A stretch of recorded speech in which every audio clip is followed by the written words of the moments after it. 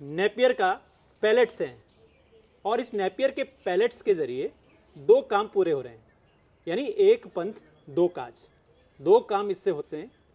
हाँ, ये machine pulveriser है जो इसको पाउडर फॉर्म में कन्वर्ट करती है। अच्छा, ठीक है। ये machine as a mixer machine है, जैसे आटा मशीन करती है, हाँ, उसी तरीके से हाँ, करती होगी। हाँ, उसी तरीके से। अच्छा, ये जो हमारा है वो मिक्सर मशीन है जी। इसमें अगर आपको कुछ और मिक्स करना है हाँ, तो आप यहाँ से मिक्स कर सकते हैं। यहाँ से ये ऊपर जाएगा अच्छा, और यहाँ पे डाई लगी है, 6 mm की होती है, 4 mm की होती है, 8 mm की होती है। डाई मतलब ये पैलेट का साइज़ आपको कितना चाहिए हाँ, उसके अकॉर्डिंगली यहाँ पे डाई लगी होती है। तो मोटा मोटा आप समझ लीजिए कि पर डे आपको 30,000 रुपये की इनकम इससे हो जाती लेकिन है। मुझे तो लग रहा है ये आप पैसा कमाना चुटकियों की बात हाँ, बहुत आसान है ऐसा लग रहा है। मतलब इससे इस हाँ, बात इतना को सुन के अगर सच आप में आसान है क्या? अगर आप पूरा उसका साइकिल समझ के हर एक चीज़ का यूटिलाइजेशन करते हैं हाँ। तो आसान है।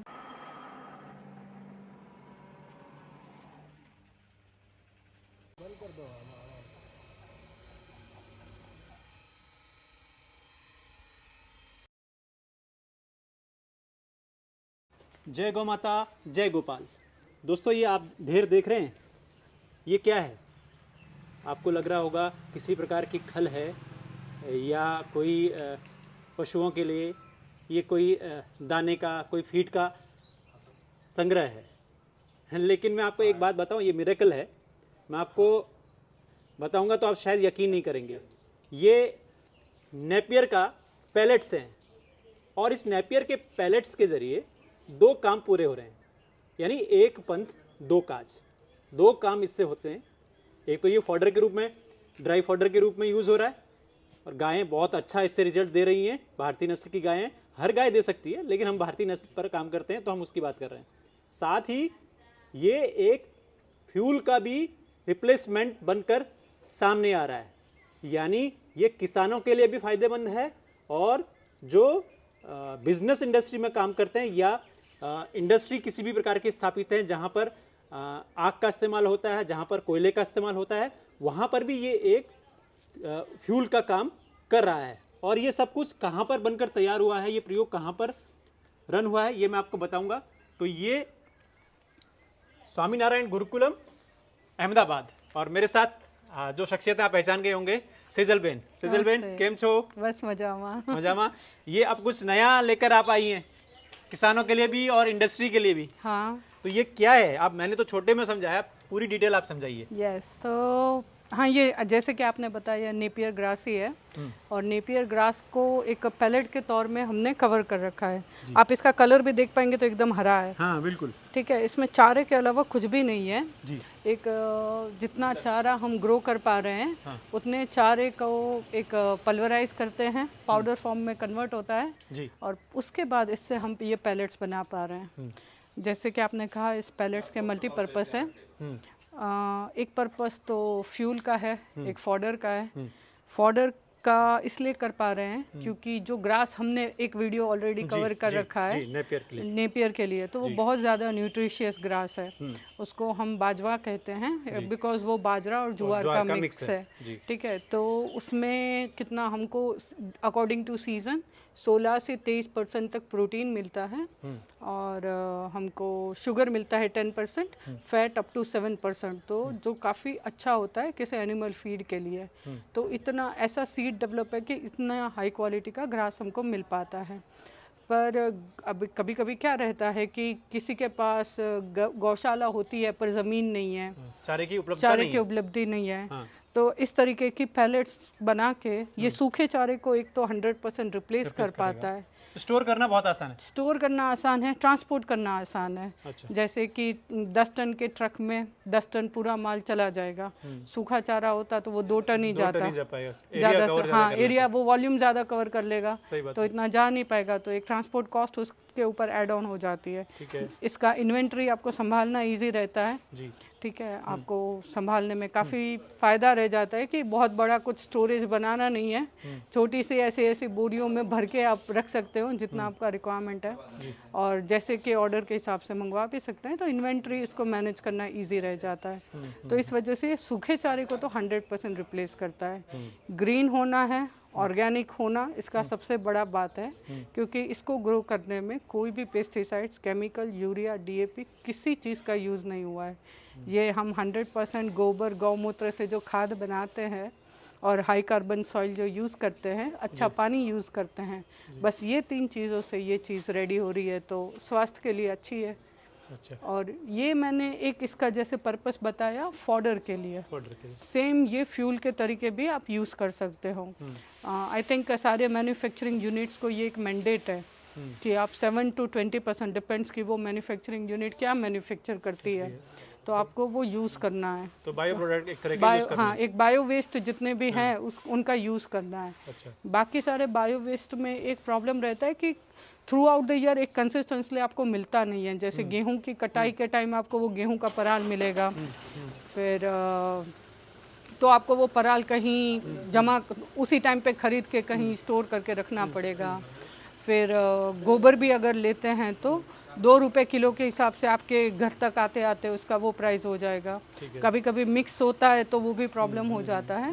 पर जब ये ग्रास आप घर पे ग्रो करते हैं तो जितना, जैसे कि हमारे एक वीडियो में हमने कवर किया था कि we are taking more than 1000 ton, 1000 ton पर एकड़ पर ईयर से ये प्रोडक्शन ले पा रहे हैं। इसलिए हमको ये घर पे 0.5 पैसे से ही पड़ता है।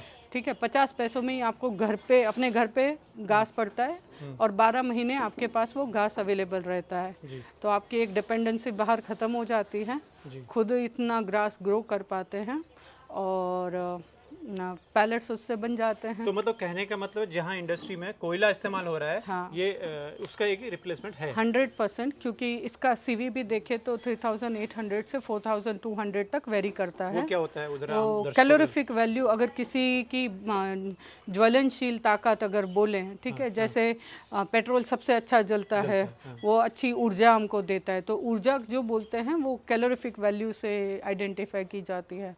तो अगर लिग्नाइट कोयला हुआ तो उसका भी 3800 to 4200 का सीवी होगा। इसका भी 4000 तक का तो सीवी इसका भी रहता है। तो इतना कैलोरीफिक वैल्यू रहता है।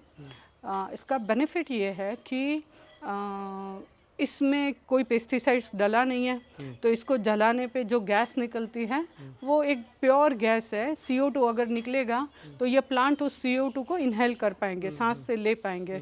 जैसे कोयले का CO2 प्लांट्स ले नहीं पाते। दोनों भले CO2 है पर दोनों में फ़र्क है। तो फॉसिल फ्यूल का CO2 प्लांट्स नहीं ले पाते, इसलिए वो पोल्यूशन करता है। इसमें से जो CO2 निकलेगा वो प्लांट्स ईजीली उसको ले पाएंगे। दूसरा, इसका CV अच्छा है। कोयले का ऐश कंटेंट नियरली 25% होता है, मतलब जलने के बाद 25% आपकी ऐश रह जाती है। इसको जलाने के बाद हार्डली 5% ऐश रह जाती है। वो ऐश भी आप खेत में डाल सकते हैं, तो ऑर्गेनिक ऐश है। तो ये एक फ़र्क रह जाता है। तो ये मुझे आप समझाइए कि क्या ये महेश भाई का इन्वेंशन है या पहले कहीं होता रहा है इस तरह का चीज़, या विदेशों में होता रहा है, कहीं होता है ये चीज़, या पहली बार होता है? नहीं, ये होता है। बहुत कम होता है, बट सक्सेसफुली नेपियर से पैलेट बनना, मेरा नॉलेज थोड़ा कम हो सकता है, पर मैंने नहीं देखा है कि नेपियर से किसी ने पैलेट्स बनाया हो। शायद महेश भाई को ये हम सवाल पूछेंगे जब उनसे मिलते हैं तब, कि ये कहीं देखा है कि नहीं। पर जैसा कि ये नेपियर से बनाने में, अब पूरी प्रोसेस आपको बताती हूँ कि ये कैसे बनता है, वो वहीं जाके समझेंगे। लेकिन एक वहाँ जाने से पहले एक और क्वेश्चन है कि इसमें कितनी संभावनाएं हैं, पॉइंट ऑफ व्यू बिजनेस का हो या किसानों का हो, वो कैसे इनके लिए हेल्पफुल हो सकता है। मतलब फोडर तो चलो ठीक है कि फोडर के रूप में बना है, लेकिन क्या वो इससे बिजनेस जनरेट कर सकते हैं? कहीं गांव का, दूर इंटीरियर का व्यक्ति भी कर सकता है? देखिए, अगर इनफ क्वांटिटी में होता है, बहुत अधिक मात्रा में हो रहा है, तो इसकी रिक्वायरमेंट इतनी ह्यूज है कि घर आके भी कोई लेके चला जाएगा, इतनी ह्यूज है। अगर कम क्वांटिटी में कर रहे हो तो ये कहीं पे भी कोयला जहाँ यूज़ होता है वहाँ पे ये यूज़ हो सकता है। तो ये एज अ फ्यूल का काम कर रहा है। कोयले की जगह आप इसको जला दो तो वो इजीली इसको रिप्लेस कर रहा है। तो इसलिए कोयला तो हर जगह, छोटा बड़ा इंडस्ट्री में जलता ही है। कोयले से सस्ता भी पड़ता है ये? हाँ, सस्ता पड़ता है। सस्ता इसलिए पड़ता है कि कोयले का प्राइस तो बढ़ेगा घटेगा, कमोडिटी मार्केट है। ये आप अपने घर पे उगा रहे हो तो 10 साल तक आपको 50 पैसे ही पड़ेगा, मतलब घास 50 पैसे ही पड़ेगा।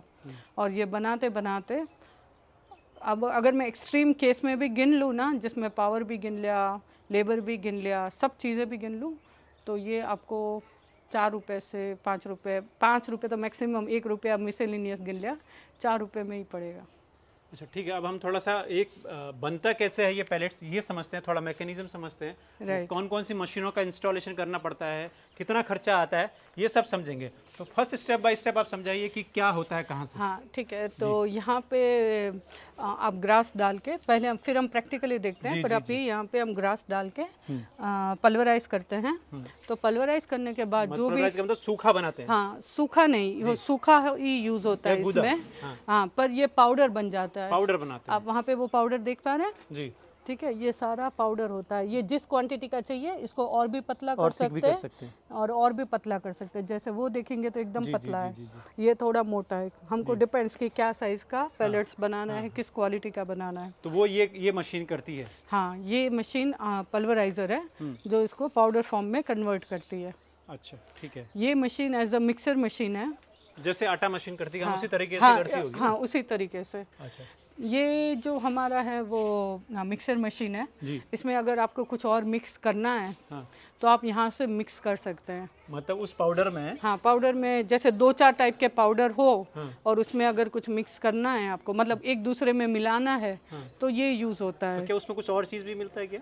जैसे हम नहीं मिलाते, हाँ, पर अगर हमने ट्रायल ले रखे हैं चीज़ों के, जैसे गेहूं का भूसा हो गया, ज्वार का भूसा हो गया, ये सारे 4-5 भूसों के जो दान बनते हैं ना, हर एक कंपनी के अपने दान होते हैं जी, जैसे, तो वो सारी चीज़ें आप इसके अंदर मिक्स मिला करके ग्राइंड सकते कर सकते हैं। हाँ मिक्स कर सकते हैं, ग्राइंड इसी में ही होगा, ग्राइंड इसी में होगा। इसमें मिक्स करेंगे। अच्छा ठीक है, तो वो मिक्स करके जो पाउडर रेडी होगा, तो जो हम नेपियर का, हमारे केस में जनरली इसका यूज़ नहीं आता है, या यूज़ आता भी है तो इसमें हम सुवर्ण प्राशन मिलाते हैं, उसको मिक्स करने के लिए इसका यूज़ करते हैं।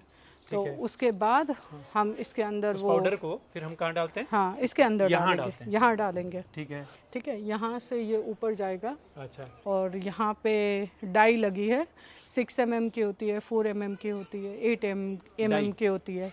डाई मतलब ये पैलेट का साइज आपको कितना चाहिए, हाँ, उसके अकॉर्डिंगली यहाँ पे डाई लगी होती है। अच्छा ठीक है, तो इसमें क्या पानी भी मिलाया जाता है, क्या मिलाते हैं इसको पानी- पैलेट्स बनाने के लिए? मॉइस्चर कंटेंट उसको जो घास के अंदर ऑलरेडी होता है, हाँ, इसलिए नेपियर में हमको कुछ मिलाने की ज़रूरत नहीं है। पर अगर आप ड्राई, जैसे मैंने कहा कि भूसा बनाना हो, गाय इसका किसका, जुआर का भूसा है या मकई का भूसा है। वो डाई किसकी बनती है, जिससे ये जो डाई- गीला, डाई ये गीला हम देख रहे हैं हम, ये क्या है?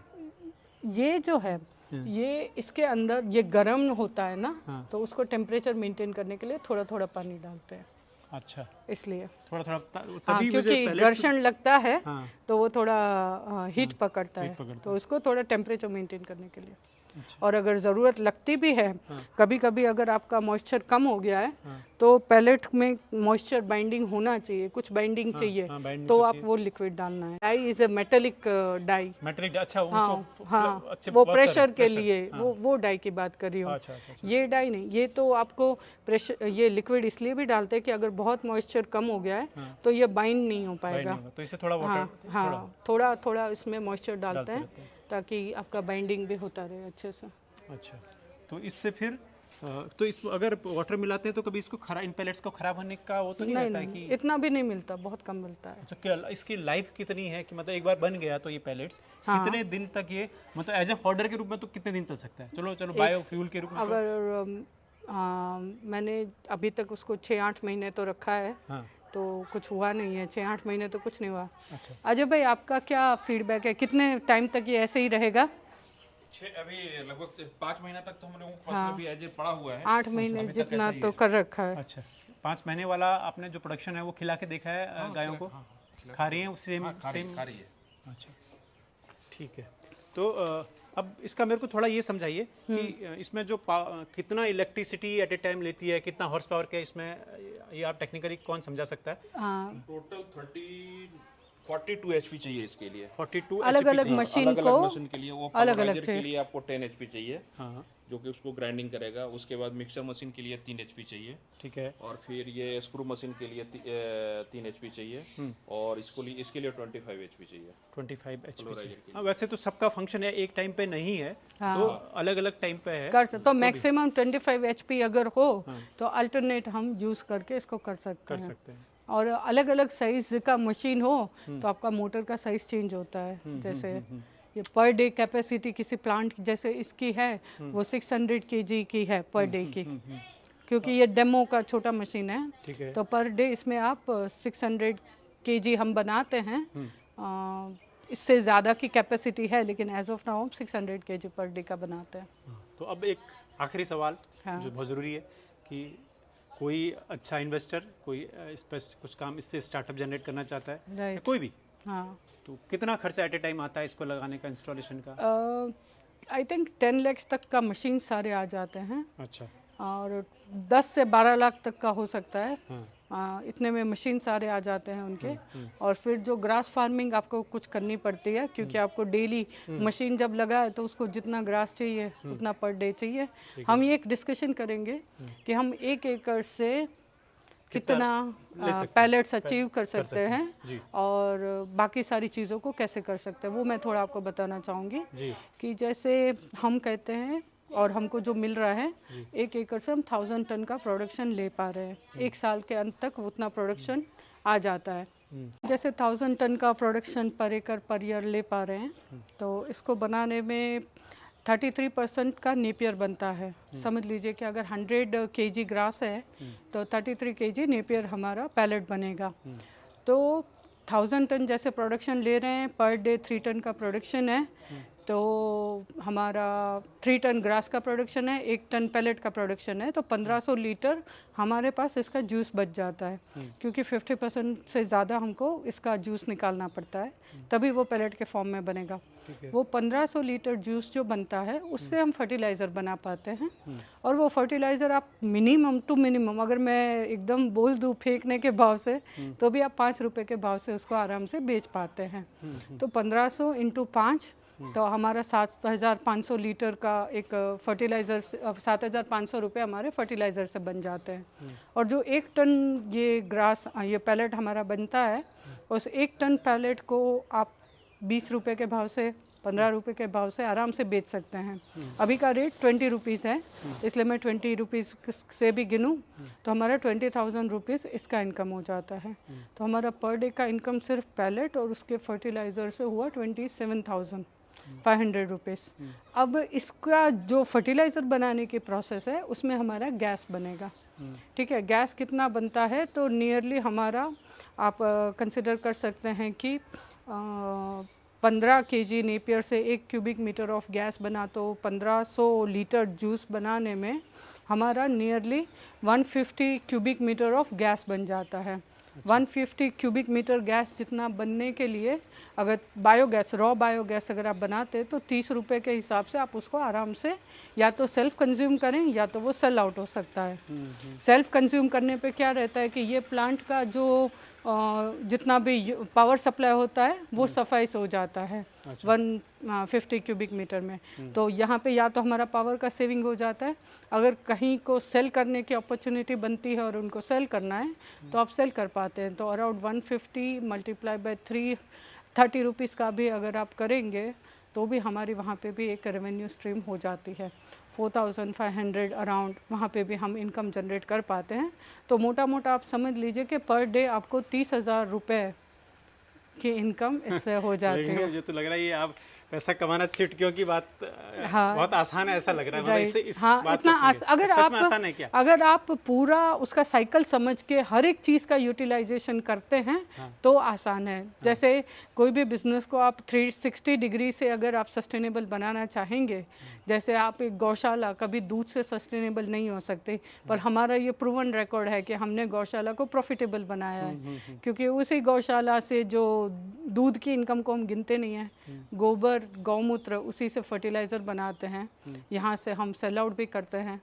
तो आपने रिजल्ट कितने अच्छे मिले हैं वो शायद आपने भी दूसरों के फार्म पे हमारे जहाँ पे यूनिट्स लगे हैं वहाँ पे आपने देखा है, तो अच्छे रिजल्ट बनते हैं। तो एक गाय से कम हम 1000 रुपये पर डे आराम से इनकम जनरेट कर सकते हैं विदाउट कंसिडरिंग एनी मिल्क। शायद वो वीडियो हमने पहले कवर कर चुका है कि गौशाला को कैसे सस्टेनेबल बनाया जाए। हाँ, लेकिन एक चीज़ और, क्या आप इसकी मैन्युफैक्चरिंग की आप कंसल्टेंसी देते हैं या हाँ। ऐसे कहीं प्रोजेक्ट लगे हैं? हाँ, हमारे ये वर्धा में ये प्रोजेक्ट लगे हैं। अच्छा। ये बिग स्केल के हैं, यहाँ पे सिर्फ डेमो मॉडल के लिए लगाया है। एवरी संडे यहाँ पे फार्मर्स या कोई भी छोटे बड़े बिजनेसमैन्स होते हैं वो ट्रेनिंग लेने के लिए आते हैं, कॉरपोरेट होते हैं वो आते हैं। तो वर्धा वाले एक दिन का 30,000 रुपये कमा रहे हैं?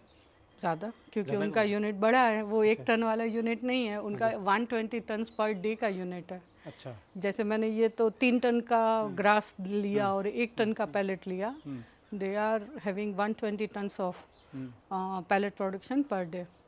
तो उनका तो बहुत बड़ा यूनिट है। ये डेमो यूनिट है, छोटा सा यूनिट है, ताकि आप कम एकड़ के फार्मिंग तो से भी। इससे कितना कमा रहे हैं? ये गौशाला के लिए है, इसको हम अभी सेल नहीं कर रहे हैं। अच्छा। यहाँ पे सिर्फ लोगों को डेमोन्स्ट्रेशन जागरूक करने के लिए कि कुछ हाँ। नया और नए तरीके से कैसे किया जा सकता है। ये पैलेट्स आप गायों को खिला सकते हैं। ये सब चीज़ें साथियों थोड़ा सा बहुत उत्सुकता बढ़ाने वाला है और नया है, और एक पंथ दो काज वाला जैसा मैंने शुरू में कहा था।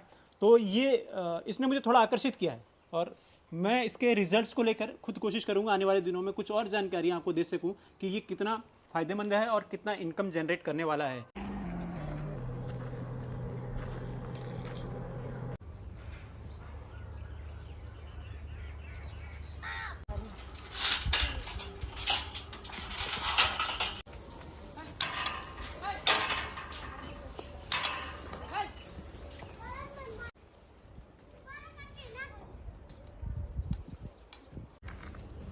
कितने प्यार से ये खा रही है, आप देखिए।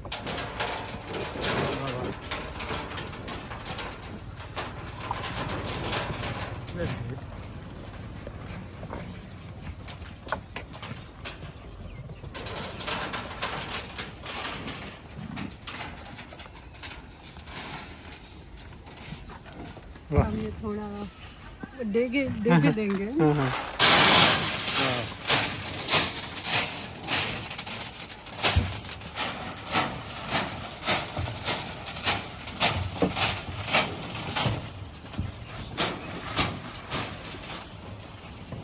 बड़े प्यार से खाती है।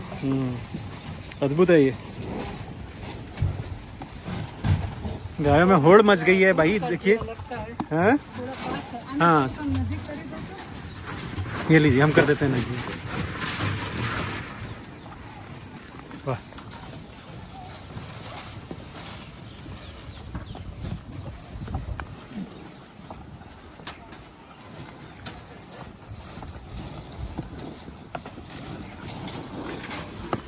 ये लो माता खाओ, ये लीजिए माओ खाओ, ये लो।